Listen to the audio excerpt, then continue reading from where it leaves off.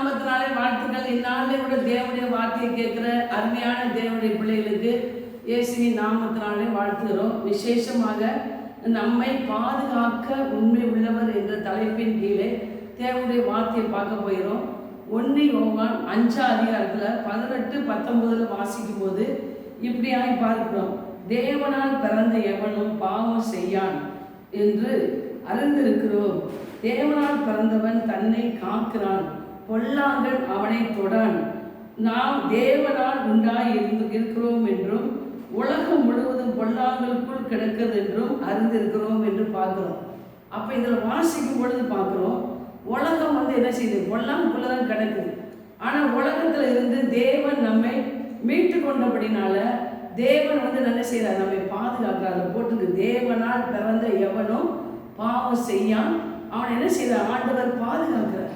தேவனுடைய பிள்ளைகளுக்கு தேவன் பாதுகாப்பதற்கு உண்மை உள்ளவராக இருக்கிறார். பாவம் செய்கிறவங்க உலகத்தில் உண்டானவங்க. நம்ம தேவனால் பிறந்தவர்கள் பாவம் செய்யாதபடிக்கு ஆண்டவர் நம்மை பாதுகாப்பதற்கு நமக்கு கிருபை கொடுக்கிறார். ஒருவேளை ஏதாவது தெரியாமல் பாவம் வந்தாலும் ஆண்டவர் வேத வசனத்தினால நம்மை பரிசுத்தமாகிறார். அந்த வசனத்தை கேட்கும்போது நம்ம உணர்வு அடைவோம், ஆண்டவரே சாரி ஆண்டவரே இந்த காரியம் இப்படியே ஆயிடுச்சு அப்படின்னு நம்ம உணர்வு அடையும் போது அந்த பாவத்திலிருந்து நம்ம வெளியேறும். ஆனால் இந்த பைபிளில் போட்டிருக்கு, நாம் தேவனால் உண்டாய் இருக்கிறோம் என்றும் உலகம் அனைத்தும் பொல்லாங்குள் கிடைக்குன்னு பார்க்கலாம். அப்போ உலகத்தில் உள்ள எல்லா ஜனங்களும் பொல்லாங்குக்குள்ளே தான் கிடக்கிறாங்க, சாத்தானுக்குள்ளே தான் இருக்கிறாங்க.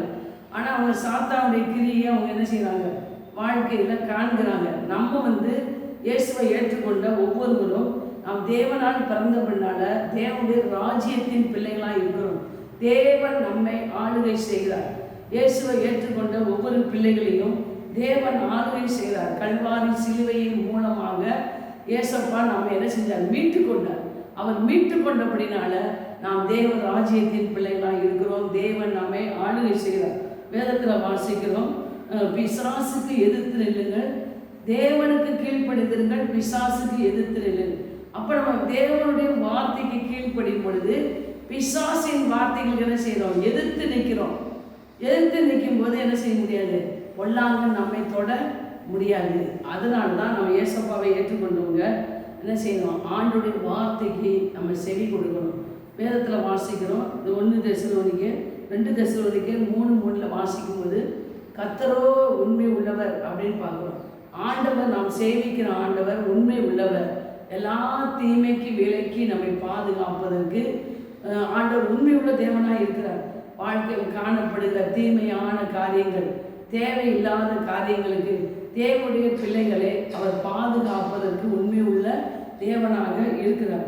வேதத்தில் வாசிக்கிறோம், இப்படியா தானியேலின் புஸ்தகம் 3ஆம் அதிகாரத்தில் 24-25 வாசிக்கும் பொழுது சாத்ராக் மேஷாக் ஆபேத்நேகோ என்ன செய்கிறாங்க, அக்கினி சூளையில் போடுறாங்க. அவனுடைய பொற்சிலையை வணங்காதபடினால என்ன செய்கிறாங்க, அக்கினி சூளையில் போடுறாங்க. அக்கினி சூளையில் போட்டாலும் அவங்க என்ன செய்யவில்லை, நாங்கள் தேவனை தவிர வேறு எதை சேவிக்கலையும் அவங்க தைரியமாக பாவத்துக்கு அவங்க இடம் கொடுக்கல, பொல்லாங்கனுக்கு அவங்க இடம் கொடுக்காம நின்னபடினால என்ன செஞ்சாங்க, அக்கினியில் தூக்கி போட்டாங்க. போட்டாலும் தேவன் கூட உலாவினார். அவங்க அக்கினியின் பணம் கூட என்ன செய்யலாம், அவங்க மேலே வீசலான்னு பார்க்குறோம். 24-25 வாசிக்கும் போது நம்ம தெளிவாக அதில் பார்க்குறோம். அதுபோல் தேவன் எல்லா தீமைக்கு விலக்கி நம்மையும் பாதுகாப்பதற்கு உண்மை உள்ளவர். தானியேலை பார்க்குறோம், 6:6 வாசிக்கும் போது தானியேல் 6ஆம் அதிகாரத்தில் 23ஆம் வசனத்தில் வாசிக்கிறோம். தானியேல் அதே மாதிரி என்ன செய்கிறாங்க, ஜோம் பண்ணுறபடினால சிங்கக்கவியில் போடணும்னு தீர்மானிக்கப்பட்டபடினாலே இந்த உலகத்தில் உள்ள ஜனங்கள் என்ன செஞ்சாங்க, அந்த ராஜாவுக்கு தெரியப்படுத்துறபடினால சிங்கக்கவி ஆயத்தமாக இருந்தது. ஆனால் அந்த சிங்கக்கவிக்கும் தேவனுடைய மனுஷனாக இருந்தபடினால தானியேல் தைரியமாக போனபடினால தேவன் அவரை பாதுகாத்தார். எல்லா தீங்குக்கும் காப்பார்னு சொன்ன வேத வசனத்தின்படி ஆண்டவர் தானியேலை சிங்கத்தின் வாயிலிருந்து பாதுகாத்தார். தீமைக்கு விலக்கி ஆண்டவர் பாதுகாத்தார். அதுபோல் இன்றைக்கு இந்த பூமியில் வாழ்ந்தாலும் உலகம் பொல்லாங்குள் கிடந்தாலும் தேவனால் பிறந்தவர்களை தேவன் பாதுகாப்பதற்கு உண்மை உள்ள தேவனாக இருக்கிறார். வேதத்தில் வாசிக்கிறோம், 1 யோவான் 2:15-17 வரைக்கும் வாசிக்கும் பொழுது இப்படி பார்க்கிறோம். தேவனுடைய பிள்ளைகள் என்ன செய்ய, உலகத்தில் உள்ளவைகளும் அன்பு கூறாதீர்கள். ஒருவன் உலகத்தில் அன்பு கூர்ந்தால் அவனிடத்துல என்ன இல்லை? பிதாவின் அன்பு இல்லை அப்படின்னு பார்க்கணும். அப்போ நம்ம இயேசுவை ஏற்றுக்கொண்டவங்க என்ன செய்யணும்? ரொம்ப உலக சிநேகத்திலே ஓடக்கூடாது. உலகத்தில் தான் வாழ்கிறோம், ஆனாலும் நம்ம தேவனுக்கு முக்கியத்துவம் கொடுக்கணும். உலகத்தின் காரியங்களுக்கு பின்னாடி போகும்போது நம்ம என்ன செய்ய முடியாது? பிதாவை பிரியப்படுத்த முடியாது. அப்போ தான் வசனம் சொல்லுது.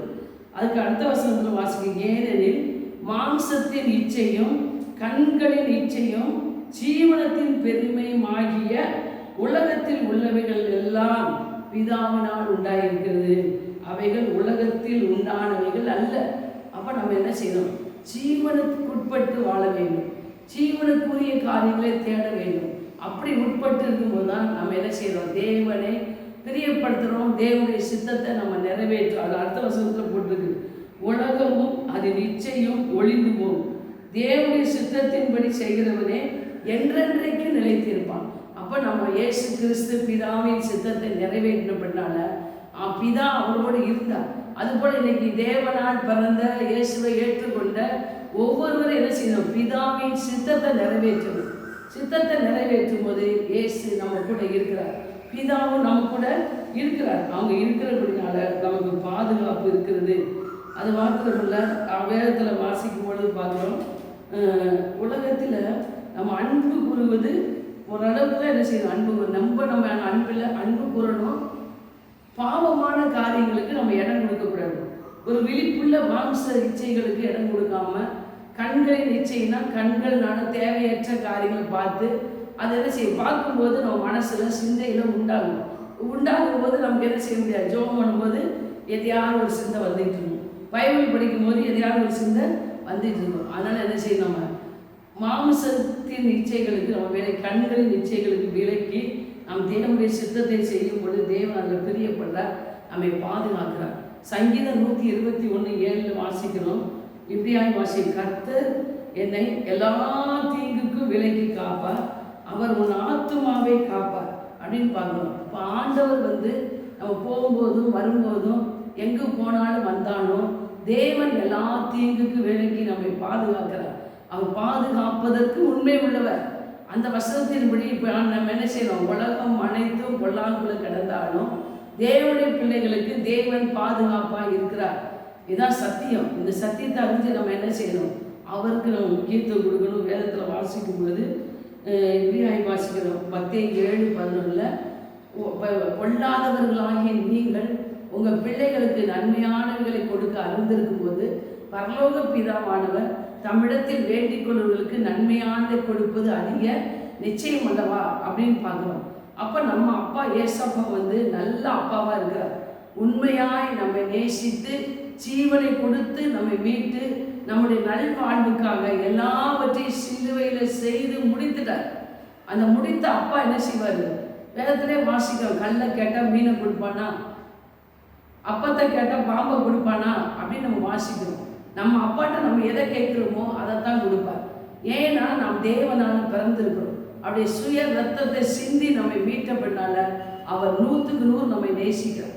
நல்ல அப்பாவாக இருக்கிறார். நாம் கேட்கறது எதுவோ அதைத்தான் கொடுப்பார். எதையாவது கொடுத்து சமாளிப்போம்னு அப்படி சமாளிக்க மாட்டார். உலக பிரகாரமான பெற்றோர் என்ன செய்வாங்க?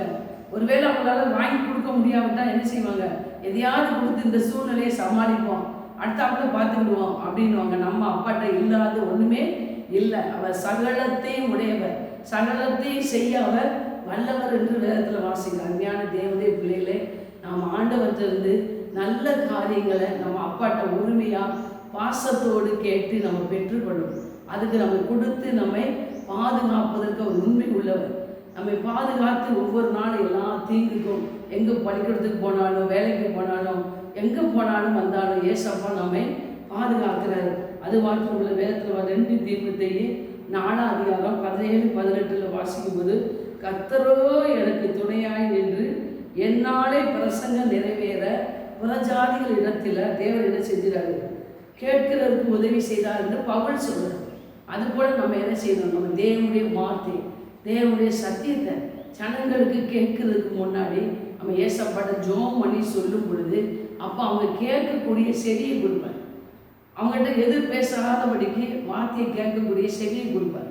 அதனால நம்ம என்ன செய்யணும்? பவுல் சொல்றாரு, என்னுடைய பிரசங்கம் நிறைவேறுவதற்கு ஆண்டவர் எனக்கு துணை செய்தார். அதுபோல் நமக்கு ஆண்டவர் நம்ம இப்போ ஜனங்கள் மத்தியில் ஊழியத்துக்கு போனாலும் வந்தாலும் ஏசப்பா நம்மை பாதுகாப்பதற்கு அவர் உண்மை உள்ளவராக இருக்கிறார். வேதத்தில் வாசிக்கிறோம். ஆதியாகமம் 12 ஆபிரகாம் சாரால அவங்க போகிறாங்க. பஞ்ச தேசத்துல இருந்து அவங்க தேசம் பஞ்சமாக இருக்கும், அவங்க பிழைப்புக்காக போகிறாங்க. போகும்போது அங்கே பாருங்க, அந்த ஆபிரகாமுடைய மனைவியை சகோதரின்னு சொன்னபடினால அந்த ராஜா பார்வோன் ராஜா என்ன செய்தார், அழைச்சிட்டு போயிருந்தார். அரண்மனைக்கு அழைச்சிட்டு போனதுனால அந்த சாரான நிமித்தமாக அந்த இடத்துல என்ன செஞ்சு ஒரு பெரிய வாதம் உண்டானதுனால அந்த ஆபிரகாமை ராஜா அழைச்சி என்ன செஞ்ச, உன் மனைவியை கூட்டிகிட்டு போ, நீ சகோதரின்னு ஏன் போய் சொன்ன அப்படின்னு சொல்லி நாங்கள் இவ்வளவு பெரிய பொல்லாப்புக்கு ஆளாக நினைச்சோமே அப்படின்னு சொல்லி அந்த சாரால் அந்த சூழ்நிலையில பாதுகாக்கப்பட்டாங்க. அவங்க தேவனுடைய பிள்ளைகளா இருந்தனால அந்த ராஜா பிசாசின் பிடியிலிருந்து தப்பிக்கப்பட்டாங்க சாராமா. அதுபோல நம்ம வாழ்க்கையிலும் எல்லா தீங்குக்கும் தேவன் விலக்கி பாதுகாக்க உலகம் பொல்லாத உலகம்தான், ஆனால் தேவன் நம்மை பாதுகாப்பதற்கு உண்மை உள்ளவராக இருக்கிறார். அடுத்தாப்புல வாசிக்கிறோம். வேதத்தில் வாசிக்கும் பொழுது இப்படியாய் ஒவ்வொரு காரியங்களையும் நாவினால நம்ம என்ன செய்யக்கூடாது, பாவம் செய்யக்கூடாது. நாவு விசேஷமானது. உலகத்தில் இருக்க ஜனங்கள் நாவினால ஏராளமாய் தாராளமாய் தேவையற்ற வார்த்தைகளை பேசுவார்கள். நாம் தேவனால் பிறந்த நாம் தேவனை போல என்ன செய்யணும், ஞான விளங்க பேசணும். அவிசுவாசமான வார்த்தைகளை பேசக்கூடாது, விசுவாசமான வார்த்தைகளை பேசணும். நலமான காரியங்களை நாம் பேச வேண்டும். தேவன் என்னை விடுவிப்பார், எனக்கு உதவி செய்வார், தேவன் எனக்கு உயர்வை தருவார், என் வாழ்க்கையில் ப்ரொமோஷன் கிடைக்கும், என் எதிர்காலம் நல்லா இருக்கும் அப்படின்னு என்ன செய்யணும், நலமானவைகளை பேச வேண்டும். தீங்கான காரியங்களை நம்ம பேசக்கூடாது. நம்ம இயேசுவின் தேவனுடைய வார்த்தைக்கு கீழ்ப்படியும் பொழுது தேவன் நம்மை தீமையான வார்த்தைகளுக்கு நம்மை விலக்கி பாதுகாக்கிறதுக்கு அவர் உண்மை உள்ளவராக இருக்கிறார்.